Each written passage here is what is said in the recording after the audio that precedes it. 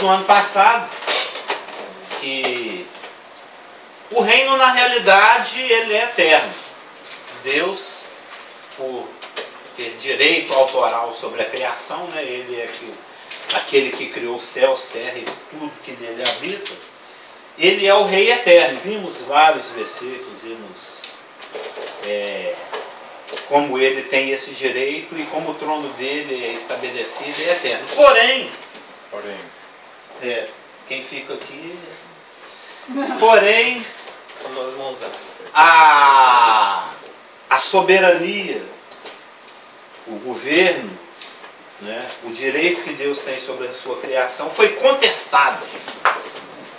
Houve um das suas criaturas, um querubim, de condição hierárquica bastante elevada, que questionou a soberania de Deus, né, o governo de Deus, o reinado de Deus. Nós vimos, o Senhor é rei eterno, tal, seu trono subsiste por todas as gerações. E ele questionou e intentou usurpar essa soberania. Isso trouxe a necessidade de que Deus elaborasse um plano e executasse esse plano dentro da estrutura temporal, ou seja, dentro da história. E aí ele criou o homem e ele traçou um plano para a humanidade, para o homem, para Adão e seus descendentes, ao qual ele mandou que crescesse e multiplicasse.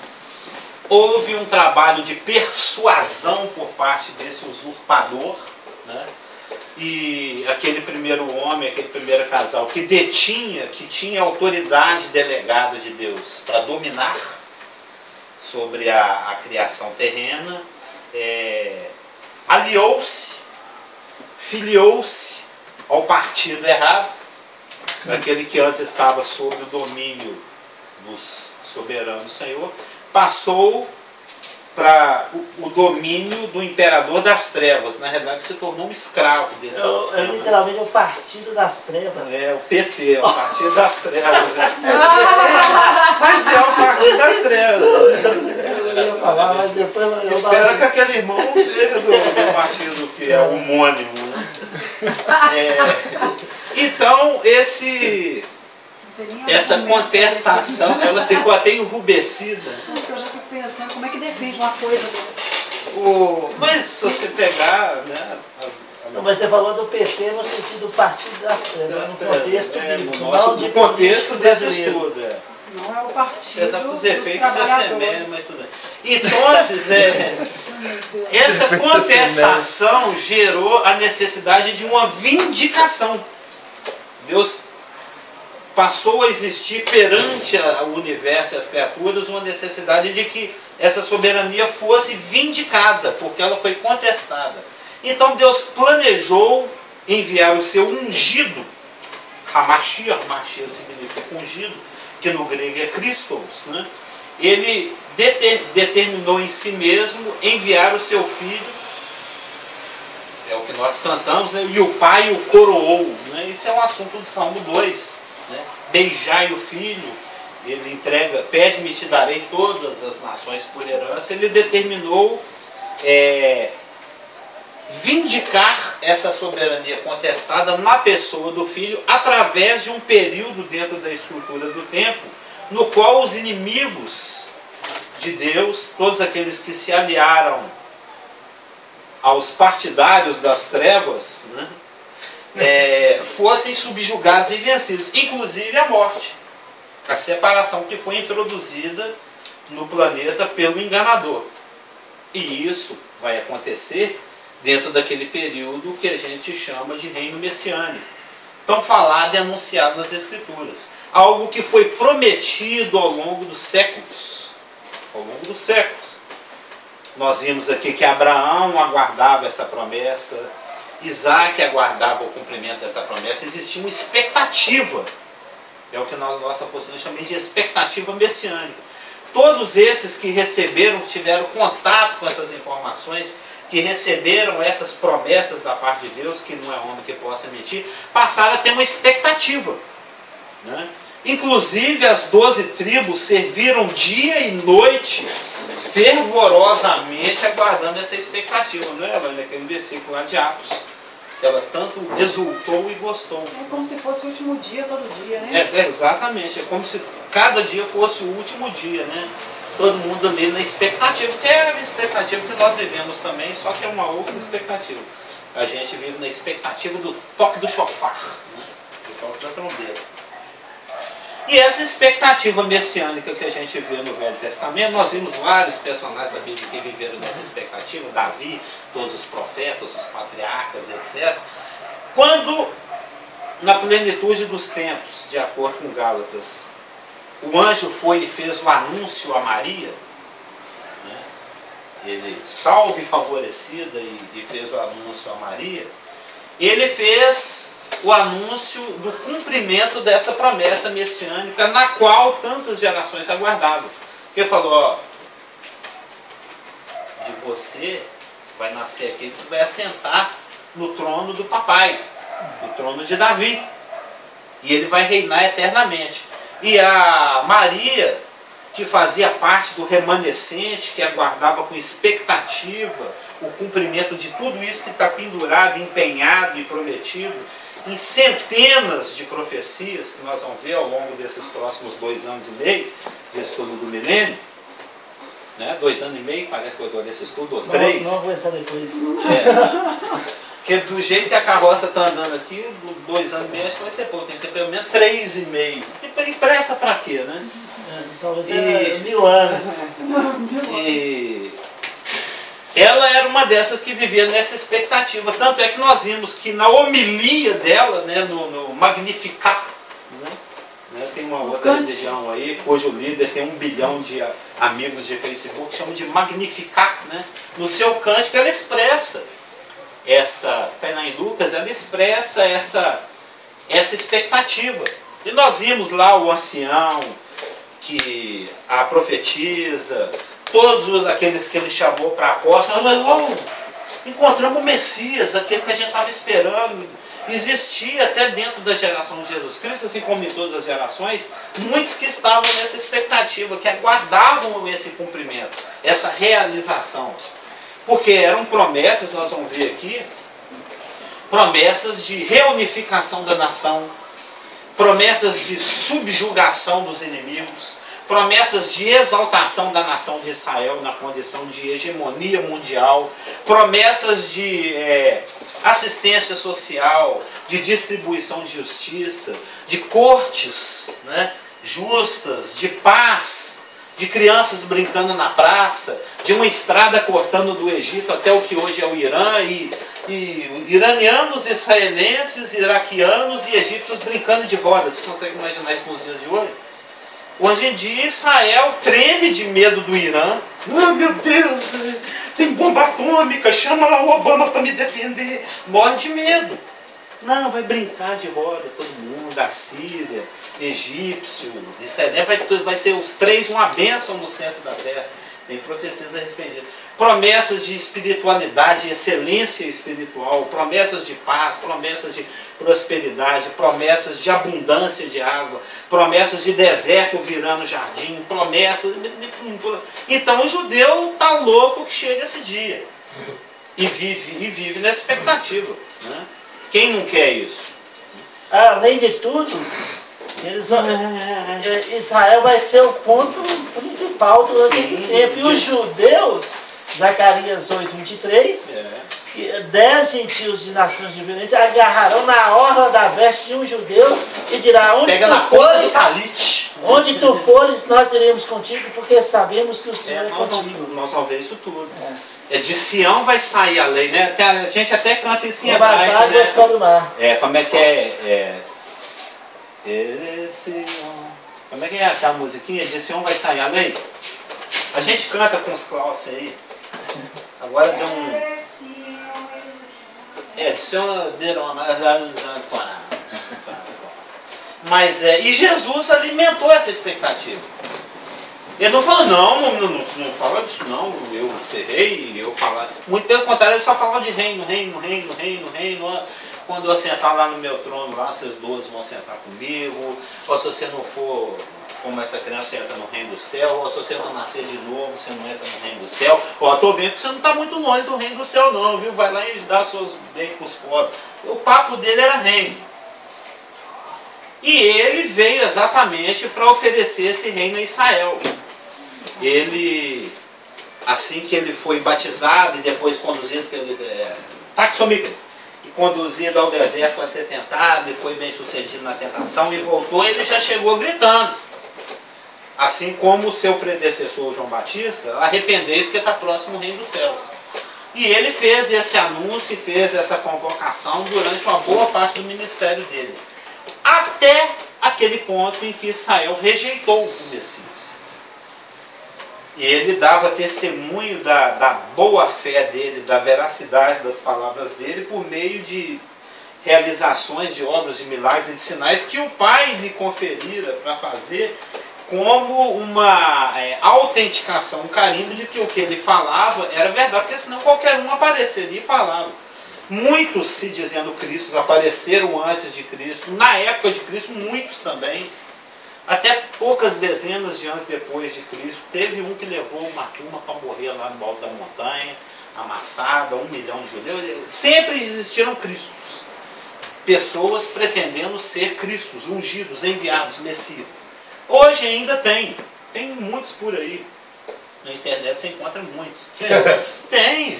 Inclusive tem um americano aí que... Antes dele, na época eu estava lendo outro dia, só na época que Jesus viveu, tiveram 40 pretensos Messias. Jesus era um deles. Entendeu? E depois dele, muitos outros. Então, quem é que está falando a verdade? Bem, eu ressuscito o defunto, faço o cego de nascença enxergar, e para que saibais que o Filho do Homem tem poder para perdoar pecado, toma sua deita aí e vai para casa. E o judeu foi ensinado que é necessário a confirmação por meio de sinais. A gente viu esses versículos, o judeu pede sinal. Por isso que a pregação de Paulo era acompanhada também de sinais. E nós já estudamos sinal há 300 anos atrás, nós vimos isso. E Israel rejeitou o Messias. Diante dessa autenticação por meio de sinais e milagres, prodígios e etc., como a coisa estava incontestável, é pelo poder do Satanás. É ali que foi rejeitado. Esse aí é a dobradiça, é o ponto eixo da rejeição. Eu falo, olha, eu não estou de mal. Expulso, não converso mais com vocês. Expulso pelo mesmo. Você foi mandado pelo inferno. Você está aqui amando do maioral do demônio, Beelzebul. Você está querendo iludir nós. Entendeu? O demônio, como ele está subordinado a você, porque você é um embaixador do Beelzebul, ele entra e finge que te obedece e sai. Essa foi a explicação que eles deram para o que Jesus fazia. Mas as credenciais, como você citou tão bem, ia além de expulsar demônios, mas também de ressuscitar um defunto. Só Deus podia fazer isso.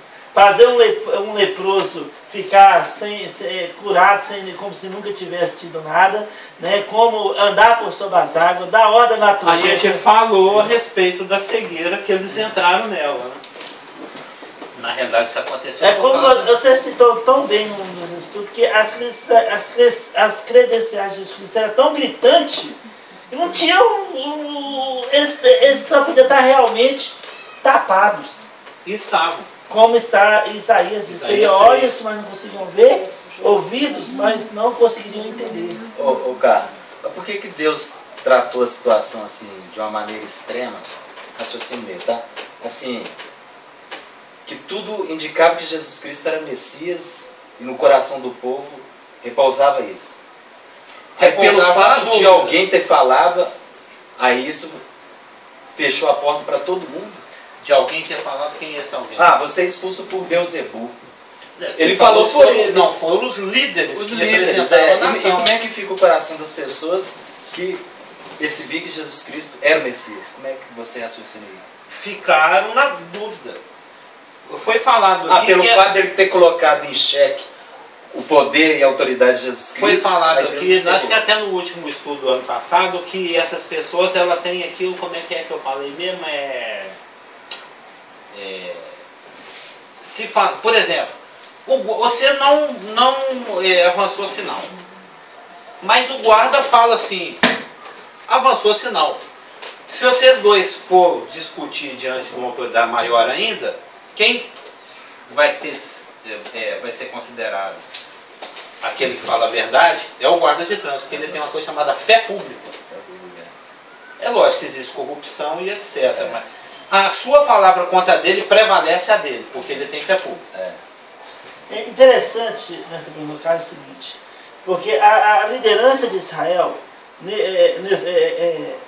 tem um certo culpa não para cumprir a profecia também dos que os construtores de Israel rejeitaram o Messias, o ungido do Senhor.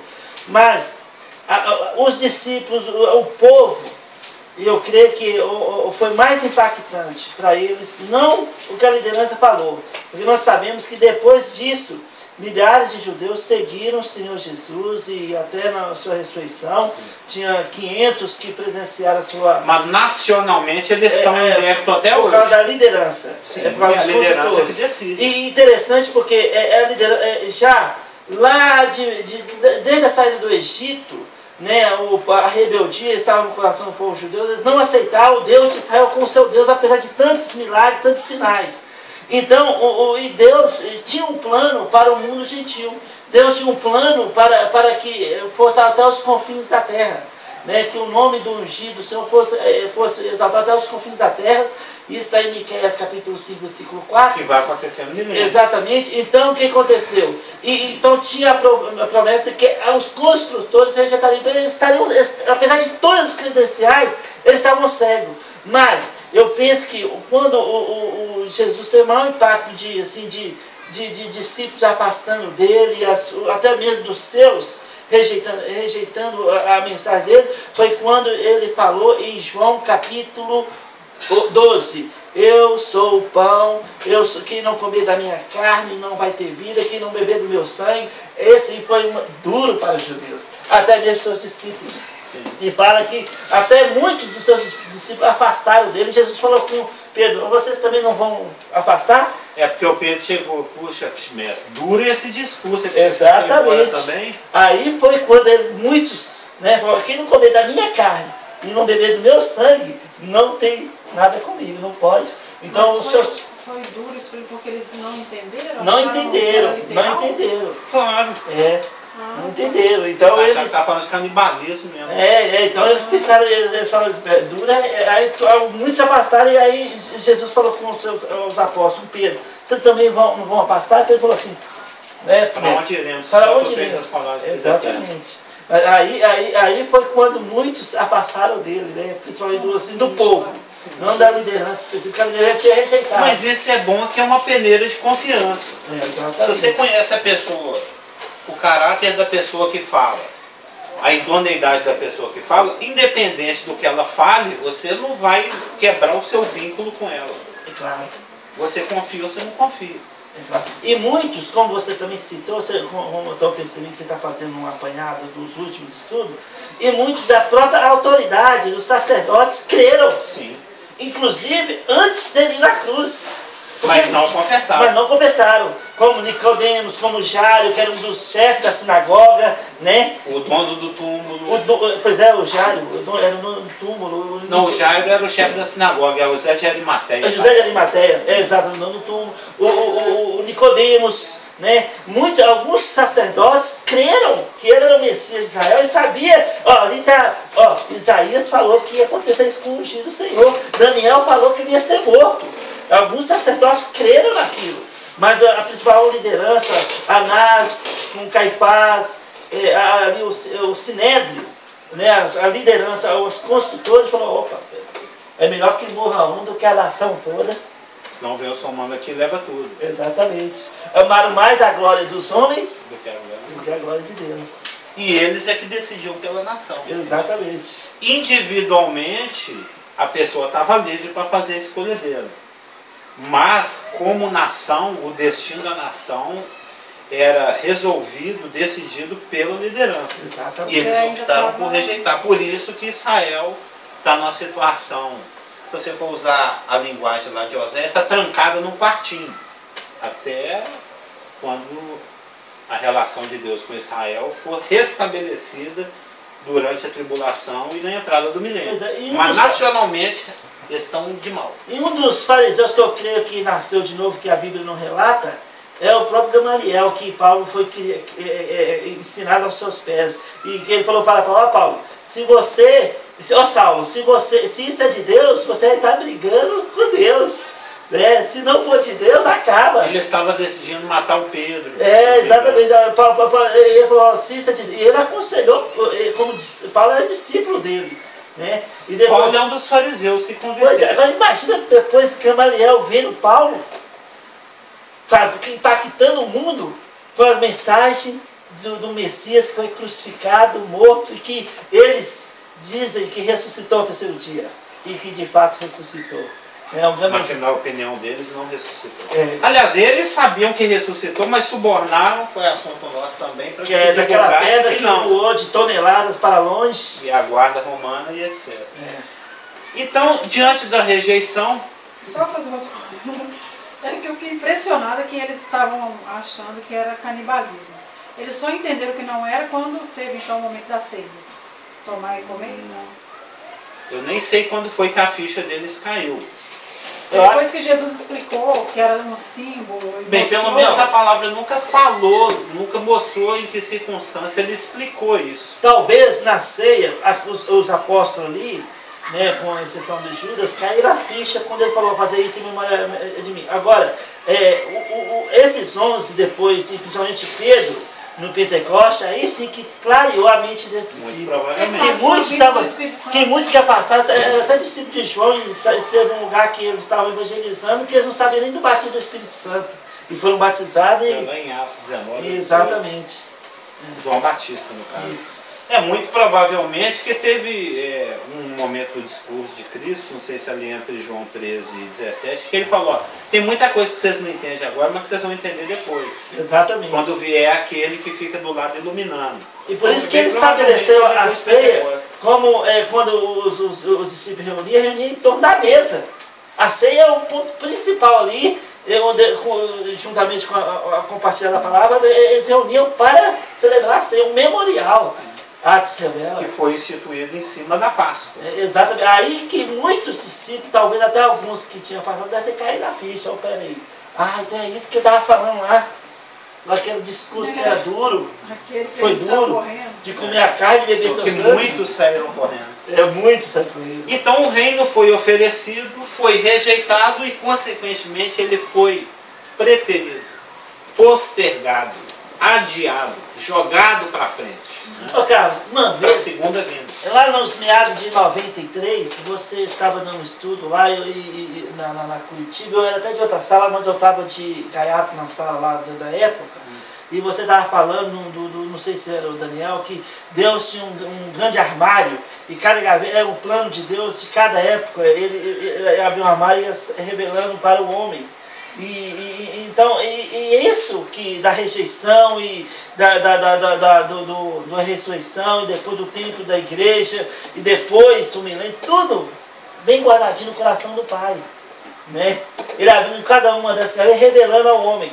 É a forma de Deus trabalhar. Eu lembro dele falando da igreja, do envelopinho dobrado, não sei o que, no bolsinho, escondidinho. Isso já é um outro assunto. Isso é de Efésios. Não, que eu lembrei. Mas nós vimos que Jesus, no início do seu ministério,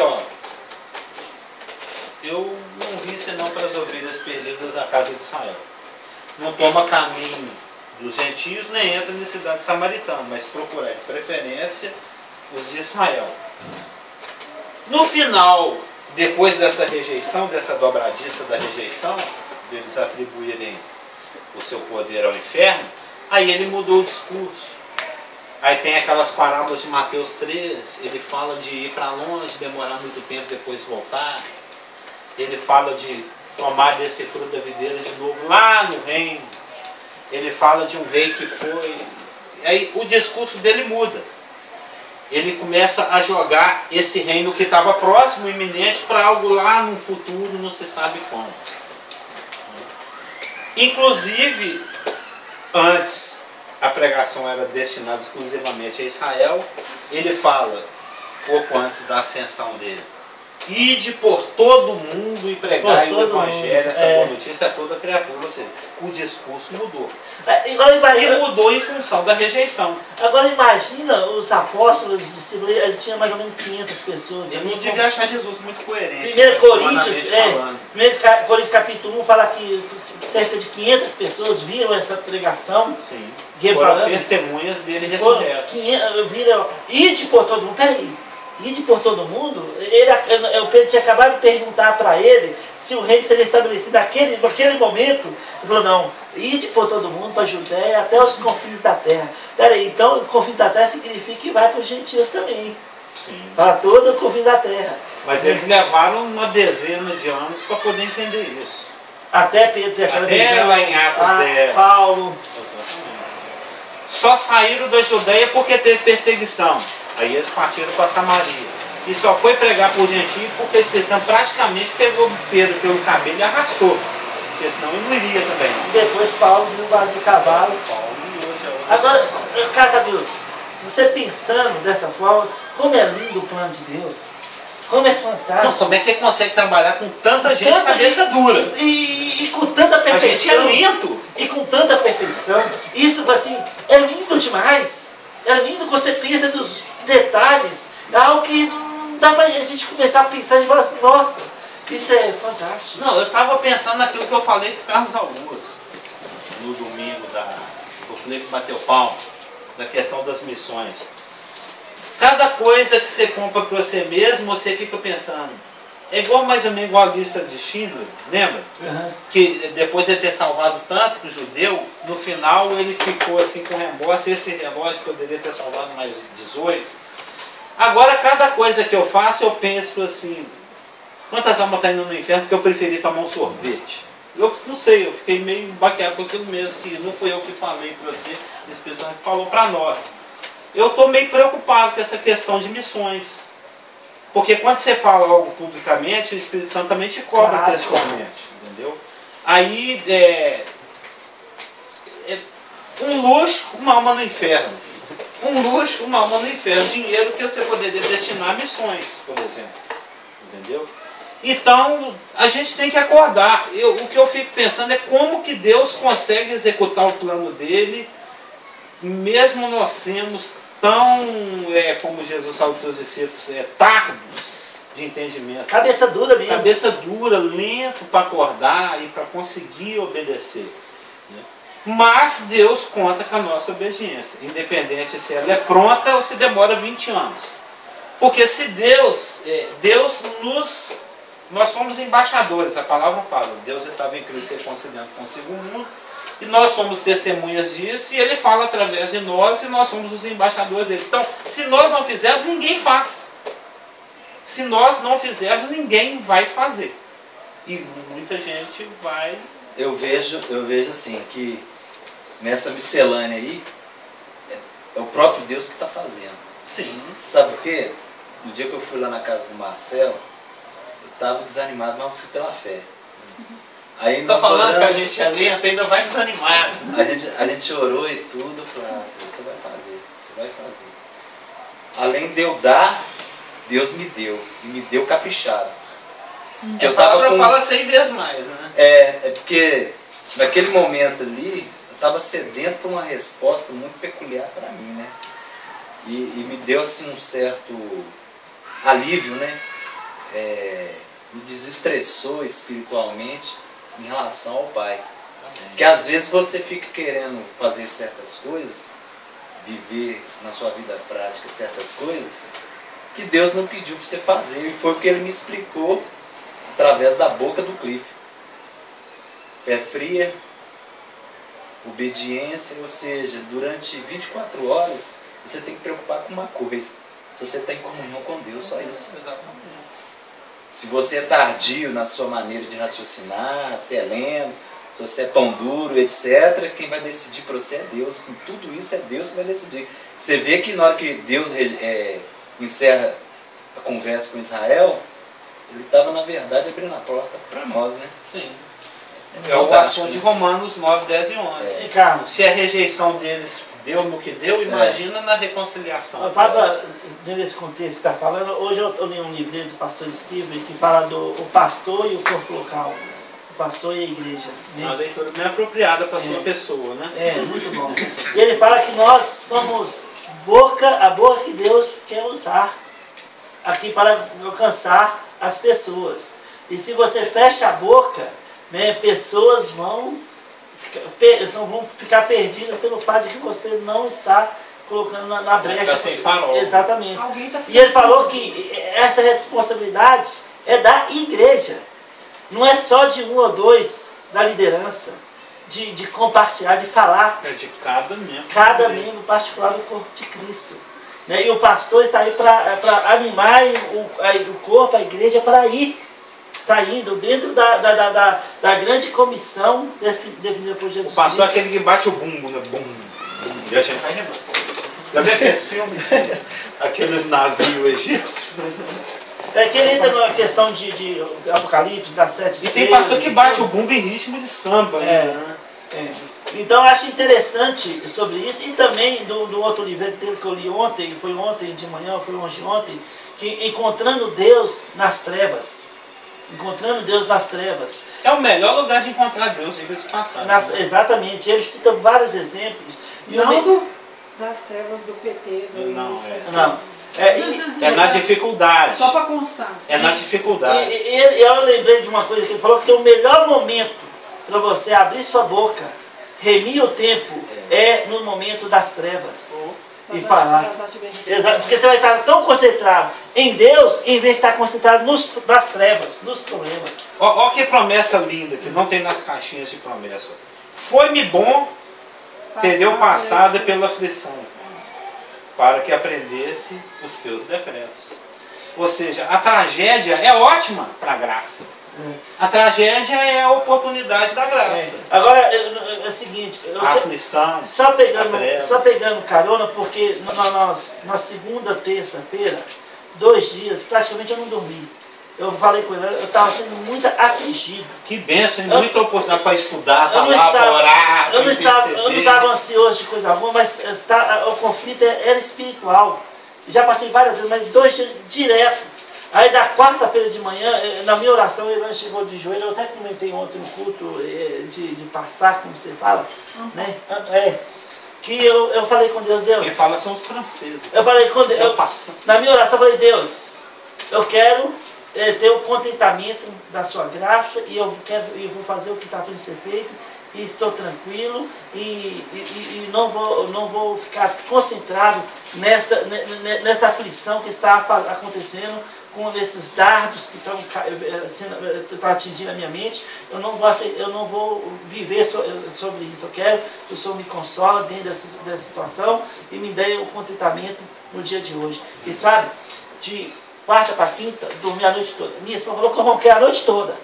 A Isaac até falou que eu acordei. Aí ela que não dormiu, né? A Isaac até falou que eu acordei ele. Ele me acordou por um outro quarto Não, para deixar o ventilador. Ele me acordou. Quando a pessoa ronca, ele não dá uma mexidinha, cotovelada, tudo vira pro canto e para. Mas podia Foi uma das noites melhores que eu tive de sono. Nada fazer. Deitei ontem cedo e levantei hoje de manhã animado. Hoje, 7 horas da manhã, nós já estávamos na rua, eu e Elane. 7 horas da manhã. Tá com um jeitão de disposto mesmo. Então, e sabe uma coisa? Essa cara de Aí Parece que passou o óleo no Aí eu fui ler esse livro do pastor Steve, tem uma irmã da igreja antiga que me deu uma sacola de livro, de fotos, de coisas antigas, muito bom. E então eu estou revendo alguns livretos e alguns materiais que foi receber e realmente chegou no tempo apropriado, né? Aí hoje eu estava lendo esse do pastor da igreja e já estou lendo o outro livro, estava aqui também, sobre a graça de Deus. Tem que começar a dar umas traduzidas nesse. Não, está em português. Não, eles já são traduzidos. Nós vamos reimprimir, não sei de onde. Eu falei com ele para fazer o scanner e fazer os links no site, porque vai fazer o negócio do blog, que o Isaac está querendo saber se ele vai usar. Eu vou mandar para ele o rolinho, né? É o rolinho. Mas o fato, em resumo, é que nunca devemos pensar em desistir, desanimar ou ficar tão concentrado em nós mesmos que não tomamos um passo de fé e abrimos a boca, enfiamos a mão no bolso, que possamos estar indo, possamos estar obedecendo, amando missões, amando evangelismo, amando as pessoas em todo tempo, em qualquer lugar, a qualquer custo, a qualquer hora. Né? E isso faz... É o ser de firmes e constantes. Exatamente. Sempre. E ser de firmes, nesse livreto que eu li hoje sobre a graça, fala, ele dá a definição no grego, fala assim, se uma pessoa fizesse um concreto cimento numa pessoa, e a pessoa ficasse vigiando ela até endurecer, a pessoa não ia morrer por um lado nem por outro. E esse é o sentido da palavra ser de firme. É aquele carro do passeio. Aí pastor, você fala, é como se estivesse acimentado na graça de Deus. Amém. É fantástico. Concretado, né? Exatamente. Por isso então, que o grego é bom.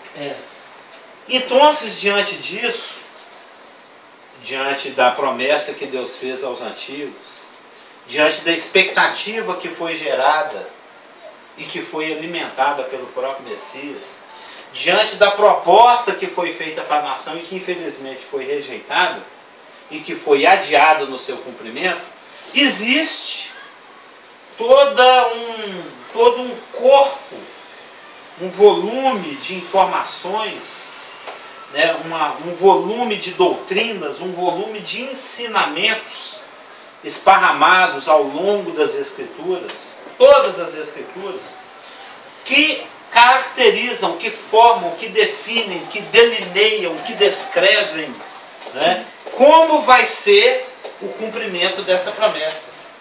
Como é esse Messias? Qual o caráter desse Messias? Como esse Messias age? Né?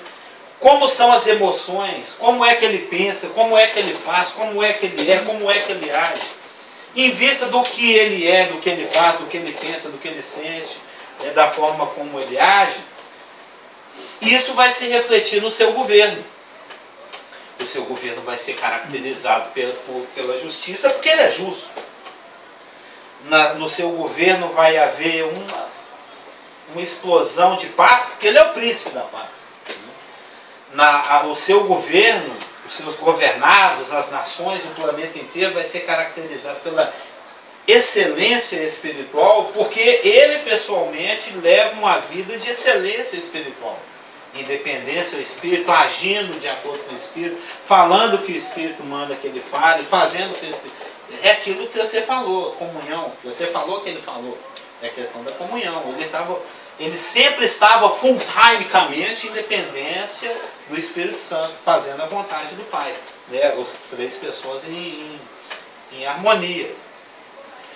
E as Escrituras têm muito a dizer a respeito daquilo que caracteriza, do caráter, de como vai ser esse governo, em função de como vai ser este rei. Né? E quando a gente aprofunda, né, na doutrina do reino messiânico, naquelas centenas e centenas e centenas de passagens que existem em praticamente todos os livros das Escrituras, que apontam para esse período e para esse governante, para esse Messias e para esse governo, para esse reino que ele vai implantar, né? Aquilo que mais se destaca dentro da descrição do caráter e das características do reino milenar, aquilo que mais grita, aquilo que fica assim, de novo essa palavra está aparecendo, de novo, aquilo que mais chama a atenção, dentre todas as características, nós vamos ver, esse rei não tem como característica a justiça, a pacificidade, ou a paz, a prosperidade, a produtividade, a excelência espiritual, mas o que mais se destaca, o que mais se revela nas profecias é aquela palavra, que Elaine gosta muito, que Elaine lida muito, que é a massa, que é o cimento e o tijolo da Elaine, e dos advogados, a justiça, a justiça, não é só a matéria-prima, é a justiça. Você trabalha em função de estabelecer a justiça, porque depender de nós, a gente tem uma natureza que pula, que corre, que acelera para a injustiça. Romanos fala disso, citando Salmo. A nossa sociedade é caracterizada pela injustiça. A distribuição de renda é injusta, tudo é injusto. Aliás, se tem alguém que entende de injustiça, é aquele rapaz ali. É a reivindicação máxima do adolescente. É tão injusto, não é? Eu lembro, eu já fui adolescente, a gente revolta com tudo. Tudo é injusto, isso não é justo, não é? É a demanda máxima do ser humano. Meus filhos, não, Então eles são adolescentes anormais. Porque Porque todo adolescente, eu não vejo essa emburrado com bicão.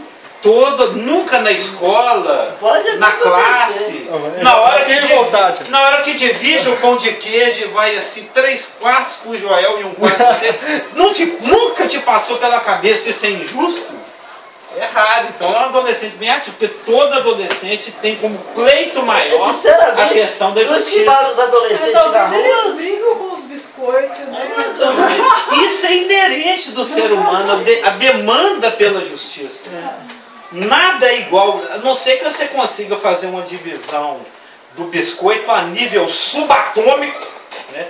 Tantos neutrinos para cá, tantos prótons para lá, tantos bósons para cá. Você não consegue fazer uma divisão absolutamente justa da matéria. Algumas coisinhas assim, Não, mas não assim, não, ficar mas isso bicudo, tem empurrado, que- empurrando, mas isso fazer pressão, fazer chantagem. Não, com a eu gente. particularmente Não tem fui isso. Nunca um tivemos. adolescente absolutamente hiper ultra rebeldérrimo. Eu me Mas você rebelava não é exemplo contra de adolescente. tudo. Eu sou o exemplo. Eu me rebelava Não, contra eu tudo passei, e ele contra aprontou. todos. Não é de pirraça? Não, ele aprontou. Não, por insatisfação. Ah, tá. Porque eu tenho como Aquela fase característica a da busca crise, do equilíbrio. Da Você não justiça. lembra que domingo ele citou até o tio dele e falou assim: vamos para roubar o Mas ele tinha 3 bolo anos, da avó, cara. ele foi lá junto e Não, mas roubou. agora eu quero saber Apontar. qual é aquela crise que o adolescente passa da existência. É, da né? existencial, Ah, tá. exatamente, que é Existencial. característica do ser humano. Tá. A questão existencial, a questão É, situacional, a crise existencial. o questionamento social permeia, tem como cerne a questão da justiça. Né? A justiça é a demanda máxima do ser humano. Eu penso até que a demanda máxima das hostes das trevas seja a questão da justiça. Nosso antigo pastor já falou algo a respeito, eu não vou entrar aqui, senão vai render outro assunto, igual rendeu 47 minutos. essa Não, e introdução. também, e falando de justiça, falando de... Não, mas não é justiça.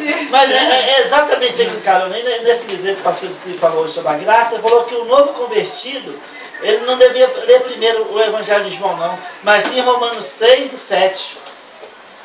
Ele entendeu o que é a graça de Deus. Exatamente. Eu diria até 6, 7 e depois o 8, O né? 8 Para ele não ali, ficar claro. muito desorientado, né? Porque senão ele vai se matar. Se você ler só Romanos 6 e 7, o cara suicida. Né? Porque o do 8 1 que é a coisa melhor. É. Né?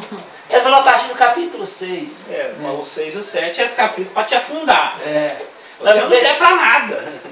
Não, é a pessoa que nasceu de novo e tem noção da obra maravilhosa que ele fez. Ele falou que os filhos de Porque o Deus 6 e o ensinaram 7 o convertido. mostra a problemática. É o problemático O 8 vem vem a para solução, solucionar. exatamente. Não, porque a pessoa que nasceu de novo precisa entender do milagrão que aconteceu na vida dele. Que é o assunto lá do estudo do E Plínio. saber também que ele A vai. questão da salvação. E que saber também que ele, no momento que ele nasceu de novo, agora ele não vai deixar de errar. Infelizmente ele vai errar, vai fracassar, mas ele tem um lugar de refúgio. Sim. Ele tem a obra do Calvário. 1 João 2,2. Exatamente. Todavia, né? Então, vou ler aqui o discurso. A justiça é a característica que mais se destaca no rei e no reino vindouro. Né? O nosso Senhor será um rei que reinará em justiça. Isaías 32:1, que diz o seguinte: ó, eis aí está um rei que reinará com justiça. Isso é Isaías 32:1. Então, o nosso Senhor Jesus Cristo é um rei que vai reinar com justiça. Carlos, perdão. Esse capítulo que você citou agora, Isaías 32, versículo 1. Por enquanto é só citação, depois que nós vamos Você vai aprofundar. falar mais dele, né? Porque no Muito hebraico mais, tem alguns. Não, muito mais. Ok. Agora é só um discurso de apresentação da doutrina. Né? O Fernando Klaus gosta muito desse versículo 1 e nós já conversamos muito, já abrimos no grego, no hebraico. Sim, mas por enquanto é só a Ok. citação. Mais para frente nós vamos aprofundar. Nosso Senhor será um rei que reinará com justiça. Isaías 32:1. Pois a justiça será o cinto dos seus lombos. Isaías 11:5. A gente já falou um pouco na escola dominical lá falando da armadura, o cinto é que dá sustentação, que segura a onda do resto todo. Lembra? A couraça apoia no cinto, o cinto segura a espada e por aí vai. Nosso Senhor será um rei que reinará com justiça, Isaías 32:1, pois a justiça será o cinto dos seus lombos. Isaías 11:5. Ou seja, assim como a cinta é que dá a sustentação a toda a vestimenta, será sobre a justiça que todas as ações do seu governo se basearão e se apoiarão. Por isso que Isaías 11:5 fala da forma como eu falo. Que a justiça vai ser o cinto dos seus lombos. Qual que é a consequência da justiça? Com justiça, ele julgará os pobres. Isso está em Isaías 11:4 e 16:5. Sião mesma será chamada cidade de justiça. Isaías 1:26 e Jeremias 33:16. Nós vamos ver esses versículos. E só os justos é que vão entrar no reino em sua inauguração. Lá no Mateus 25. Quando ele assentar no trono da glória dele, é juntar as ovelhas e os cabritos. Cabrito vai para o fogo, ovelha entra. Os justos vão herdar o reino. Só justo que entra. Então, os que têm sede de justiça serão saciados. Mateus 5:6.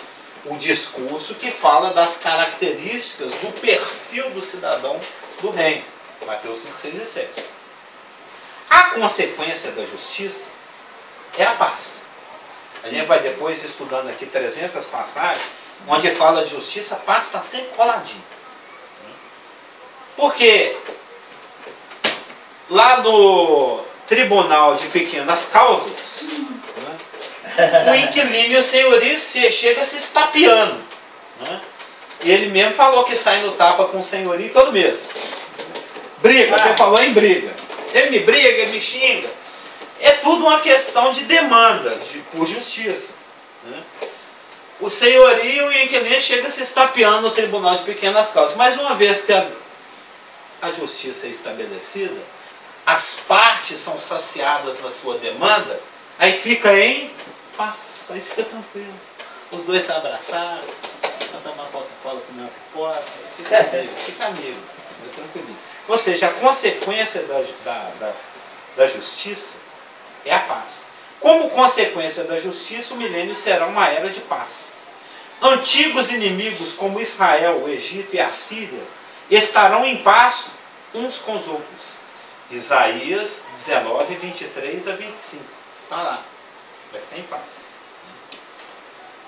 Aqui fala que naquele dia Israel será o terceiro com o Egito e com a Síria.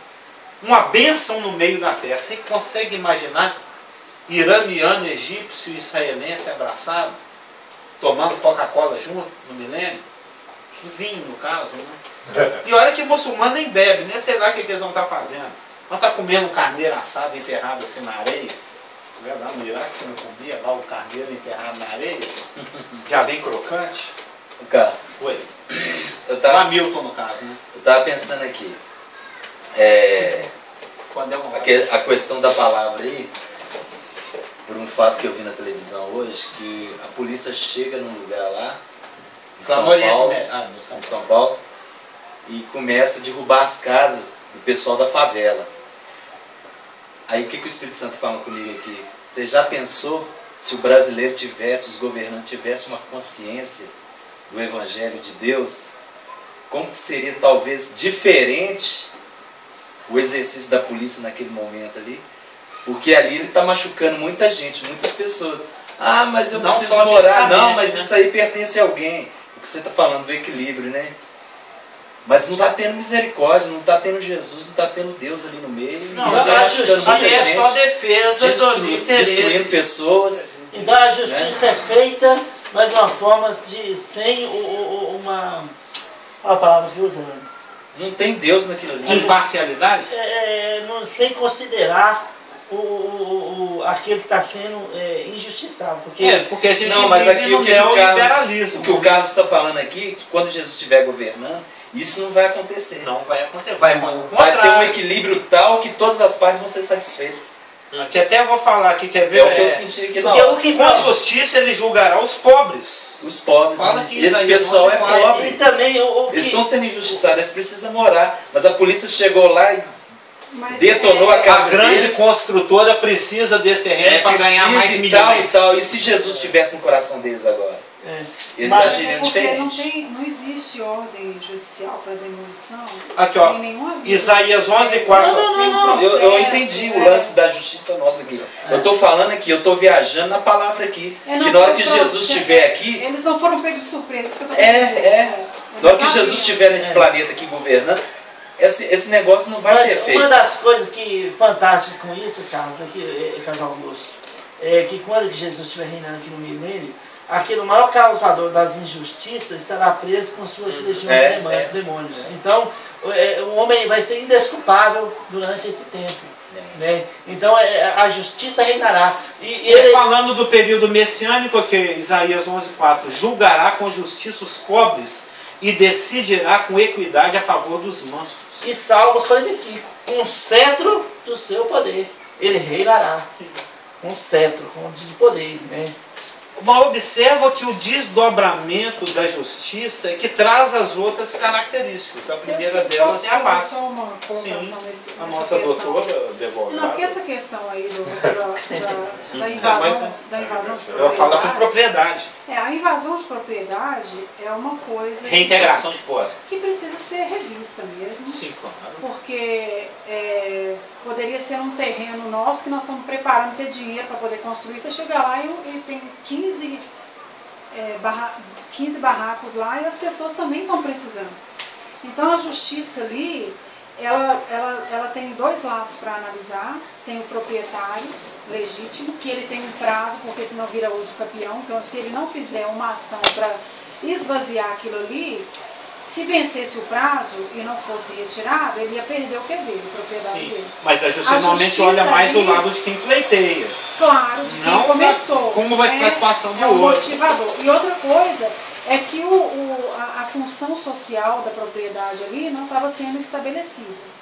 Então, o que o juiz ou o governo, as leis deveriam pensar é de não privar aquela pessoa de ter uma moradia antes de providenciar outra, ou de, né, nesse sentido é que é a injustiça, não no sentido de tirar dali, porque ali pertence a uma outra pessoa também. Mas até a forma como é tirada é meio É, turbulenta. mas Na né? verdade, assim, não tem como você retirar um barraco feito ali para poder fazer outro se não for demolido. Só que Ele já as devia ter uma pessoas- casa antes para ir, eles deveriam ter sido providenciados pela prefeitura, antes. um novo local, não mandar para um abrigo, porque eles fazem assim, né? Nós vamos te dar um prazo, um abrigo para você resolver. Para sua pagar um vida. aluguel ali de um ano. Mas é o direito dessa pessoa, a lei fala aqui que é a propriedade dele, você não pode invadir, e nós já te demos um prazo de 180 dias, e você não mudou, você não foi para casa de um parente nem nada, e o fulano é um cabo de guerra.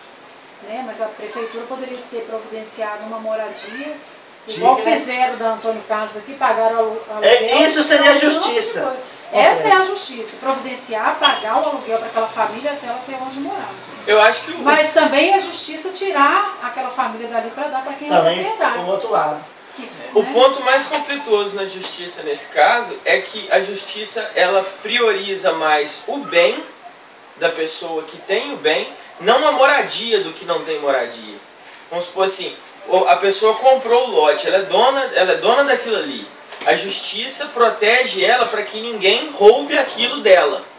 Mas tem um procedimento assim, por exemplo, aquele é o bem de uma pessoa que tem outros bens.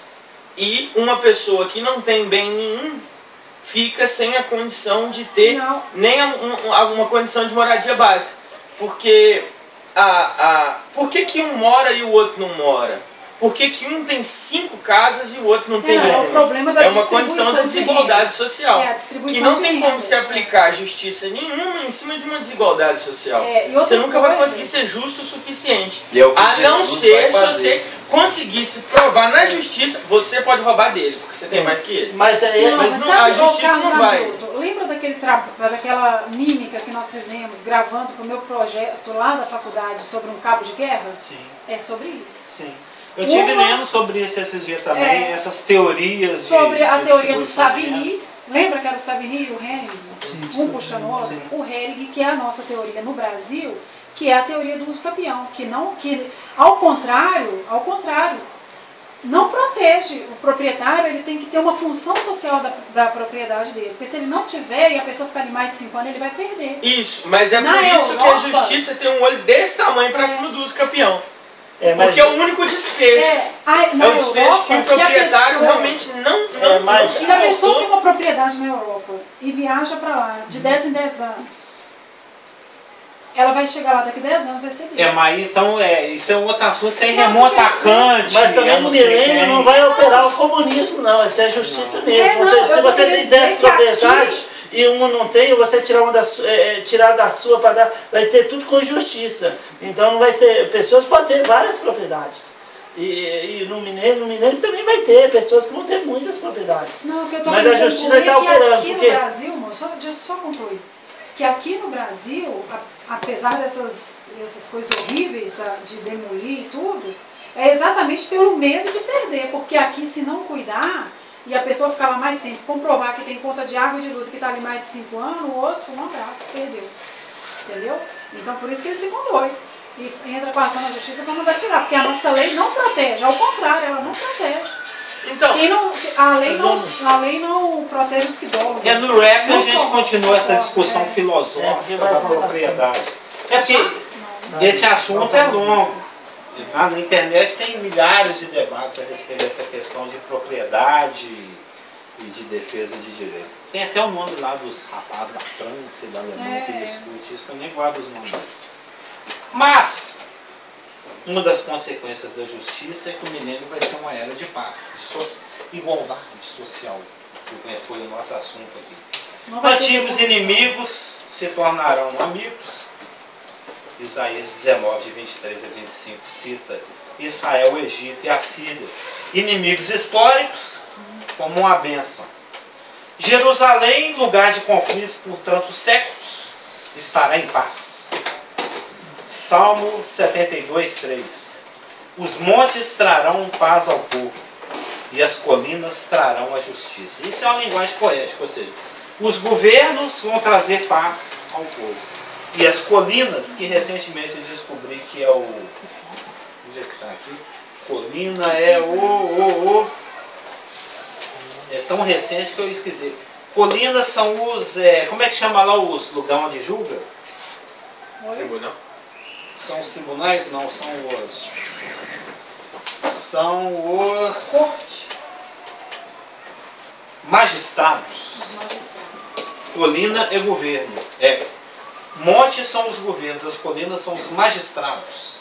E Salmo 72, 3 diz que os montes trarão paz ao povo e também as colinas atrarão com justiça. Isso vai ser uma das características do milênio. Isaías também 32, 17 fala que o efeito da justiça será a paz. Isaías 60, 18 diz que nunca se ouvirá de violência na tua terra e de desolação e de ruínas. E Zacarias 8, 4 e 5, que é um texto que eu gosto muito. Zacarias 8, 4 e 5. Eu já citei ele aqui, agora vocês vão saber onde ele está. Olha que texto lindo. Eu lembro da minha infância. Hoje em dia não se brinca mais de ciranda, cirandinha, vamos no cirandar, vamos dar a meia volta, volta e meia, vamos dar o anel que tu me deste. Lembra? A Márcia é tão antiga quanto eu, a gente brincava de roda na rua. A gente brincava de roda na rua. Vocês já viram esse negocinho na internet? Da rural cheia de meninos sem cinto de segurança. E nós éramos felizes, vigiando. Onde é que você está, menino? Ai, meu Deus! O ladrão sequestrou nada. Tinha que ficar até 10 horas da noite brincando de roda na rua. Lembra disso? Acho que você que está na casa dos 50 quase também deve lembrar disso. Está fazendo 50 e poucos hoje. Olha lá, Zacarias 8, 4 e 5. Assim diz o Senhor dos Exércitos: ainda nas praças de Jerusalém sentar-se-ão os velhos e velhas, jogando dominó. Jogando dominó. Ai, ai. Lembra lá, Praça Isso tudo 7. para chegar no velhos e velhas. Levando cada um, God bless you, levando cada um na mão o seu arrimo, por causa da sua muita idade. Lembra daquele texto lá de Isaías? Morrer aos 100 anos é morrer jovem. Você me chamou de velho. Não, mas velho aqui, filha, você lá vai estar neném. Velho aqui é gente com 800 anos, com 700. Porque lá no milênio, enquanto você não pecar, você vai vivendo, filho. Você sabe disso, né? Mas a natureza pecaminosa vai ser contida, né? Bem inibida, inibidinha. Nós vamos ver a questão da espiritualidade, da excelência da espiritualidade. O Senhor vai circuncidar o coração. Ele vai derramar o conhecimento dele como a água cobre o mar. Ele vai trocar o coração de pedra por um coração de carne. Ele vai escrever a lei dele lá dentro do seu coração. Ele vai derramar o Espírito. Você só peca se você fizer muita força mesmo. Você vai ter tudo para ser obediente. Vai ser um período assim fantástico, né? Que tiver lá. Por isso que a lei no milênio vai ser muito mais rigorosa. Antes você tinha que deitar com a mulher do vizinho para ser apedrejado. Agora, se você pensar, já vai ser apedrejado. Porque lá você vai ter muito mais facilidade de obedecer do que em qualquer outra dispensação. Por isso que o discurso de Mateus 5, 6 e 7 é mais duro, porque as condições espirituais vão ser muito mais favoráveis. O velhinho que está na praça aqui com o bordão dele aqui, lembra da Praça Nossa? É velha de 800 anos de idade, 700, 500. Né? Mil anos de paz. Mil anos só de paz. Levando cada um na mão o seu arrimo por causa da sua muita idade. As praças da cidade se encherão de meninos e meninas que nelas brincarão. Falou de mim. As pessoas vão ser tipo um super-homem na época, resistente? Super em vista do que é hoje, cheio de colesterol, cheio eu falo assim, de glutamato, se correr tem uma estabilizante, tem uma velocidade fantástica. Não estou falando disso. Está falando de longevidade, de qualidade. Mas difícil e resistente, vai ser tipo de Adão na época? Não de Adão, mas o mais próximo disso possível. Nós vamos ver por quê. Vão ser homens diferentes na época, né? Com mais condição de saúde e de longevidade. Em função da questão que eu vou falar, que é bonita mesmo. Ou seja, a justiça em função do rei justo, que traz como consequência a paz. Paz sem violência, sem guerra, harmonia, praça cheia, velho jogando dama, meninada brincando, de ciranda a cirandinha. Velhinho da Praça 7. Aí qual a consequência da justiça é a paz. E qual que é a consequência da paz? Equilíbrio. A consequência da paz é aquilo que a gente se antecipou e falou aqui, ó. Com que o país mais poderoso do mundo gasta dinheiro? Militar. Arma. Então o país, nós sabemos, ele tem que defender os interesses daqueles que o sustentam eleitoralmente. Então eles têm que produzir guerra para os seus sustentadores eleitorais, fabricar arma e vender. Pôr mina no chão da África para os meninos ficarem aleijados. Então, a maior consequência da paz é a economia. Pensa na economia que você vai fazer pela eliminação dos gastos com defesa, guerra, o ataque e a defesa. Tudo que se gasta atacando e se defendendo, não vai gastar dinheiro com isso. Não imagina, e o exemplo assim, real disso é o reinado de Salomão. Sim. E ele foi o mais rico que existiu. Exatamente. Não teve guerra. A prata lá era lixo. Não teve guerra. Porque eles viviam debaixo do governo de Salomão. Shalom, lembra do Cláudio ensinando para ele? Tem que engolir o Shalom. Paz, é o rei pacífico. Tipo de Cristo. Enquanto o reinado de Davi foi de muitas guerras, o de Salomão já não houve guerra. Shalom. Exatamente. E o que aconteceu? Riqueza do mundo todo vieram até ele. Prata era lixo. Você viu uma barra assim de 20 quilos de prata, nós falamos, vamos abaixar para pegar essa porcaria. Era prata, ela era lixo. De tanto ouro que tinha. Então a consequência da economia que se fará pela eliminação dos gastos com defesas, armas e guerras está lá em Isaías 2,4. E ele julgará as nações. É uma profecia messiânica. E repreenderá muitos povos. Estes converterão as suas espadas em enxadões e suas lanças em foices. Também em Joel. Uma nação não levantará espada contra outra nação. Isso quando a gente for falar desse assunto. Que essa apostila toda aqui primeiro é só sobre justiça. Hein? Por isso que vai levar 3 anos. Nem aprenderão mais a guerrear. Ou seja, não gasta com guerra, porque está todo mundo em paz. Sobra dinheiro. Você vai investir em quê? O dinheiro que... Os trilhões que não se gastam com arma, ataque, defesa, guerra. Você vai investir em programa social, em infraestrutura, em desenvolvimento, e a consequência disso é prosperidade. Os trilhões que se gastavam com arma, agora você vai investir em saúde, em educação, em moradia, né, pra em tudo, tudo que falta, que vai para lá, não vai mais para lá. Agora eu vou gastar eu vou com te as falar uma pessoas. coisa. Rafa Se vai o trabalhar Gilberto, nesses se ele estivesse projetos estudando aqui das com a gente, moradias ele no podia fazer um milênio. filme. E nós vamos contemplar isso tudo. Não, porque ele, A gente vai ver isso nós tudo. vamos participar. Nós vamos Ia ser estar lá legal, né? participando desse governo. Lembrando que nós vamos ter uma porção de mais de privilégio do que os próprios judeus, inclusive do Velho Testamento. Não, nós vamos trabalhar diretamente nisso. Aqui, ó, espada vai virar enxada, ou seja, em vez de gastar com guerra, você vai gastar com agricultura. Agricultura é produção de alimento. Produção de alimento é fome zero. Fartura. Mas a igreja vai estar ali naquela Reinando com Cristo. Nós vamos ser administradores com ele. projetos. A gente não ia ficar lá no palácio numa boa ou ia ter que sair? Não tem nada de palavra. Nós vamos ralar o resto da eternidade. Não, tá reinando. Primeiro no milênio e depois É na que ele falou assim, eternidade. onde eu estiver, vocês vão estar também. Então, ele Mas vai é por estar causa do governando, nosso- nós vamos estar governando. Na verdade, Carlos Augusto, o que eu penso com relação a isso, que ele fala assim, não, mas vai trabalhar, mas que coisa esgotante. Na verdade, o nosso corpo incorruptível não vai ser. Porque a gente pensa em trabalhar, a gente já pensa no cansaço, na fadiga, a gente quer descanso. Não, Mas o nosso corpo não vai ter essa. eu não a estou gente não raciocinando vai ter essa- nessa mentalidade Vai ser nossa. tudo de não. divertido, né? Vai ser tudo legal. Vamos dizer, ele é Jesus, ele está governando.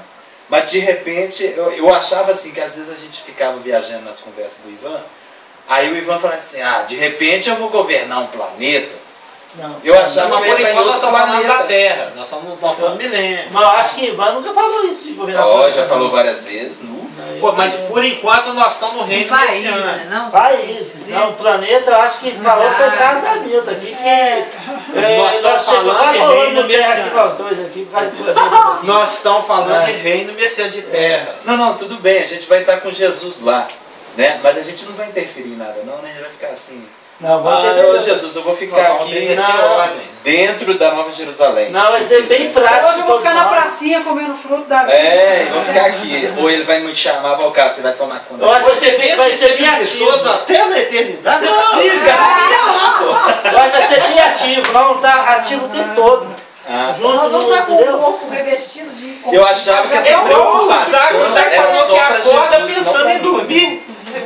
Ele levanta da cama pensando na hora que vai deitar de novo. Ele falou, eu fiquei escandalizado. Não, ele falou, eu vi que ele falou. tenho raiva de dormir. Eu vi que ele falou no Facebook, falou assim, foi você, né? Que falou que dormir é de graça, é tão bom. É tão bom que É a acredito pior que é de coisa graça. que existe. E eu Eu vou falei, deitar bom. 2 da manhã e Não, não. acordo 5h30, 6, que eu fico louco pra acordar. Nem Eu dormi acho bom que Eu demais. deito, eu corpo, deito assim, chateado. Na eternidade Eu a gente todo vai dia eu ser falo com a assim. Lula, tem que dormir, né?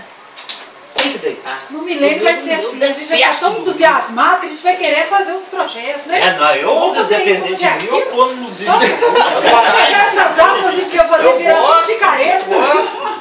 Vai ser no pique total, eu acho. Não, você entende? Assim, Jesus te salvou, Jesus já fez tudo e tal. Aí eu, do jeito Tá que ele tá doido pra falando entrar no aqui, descanso, aí eu tô né? viajando aqui, né? Vou Então fazer Jesus uma vai ralar. Eu vou, por exemplo, pensar numa outra coisa. Você pode fazer a pergunta? Você é descendente de baiano? Por quê?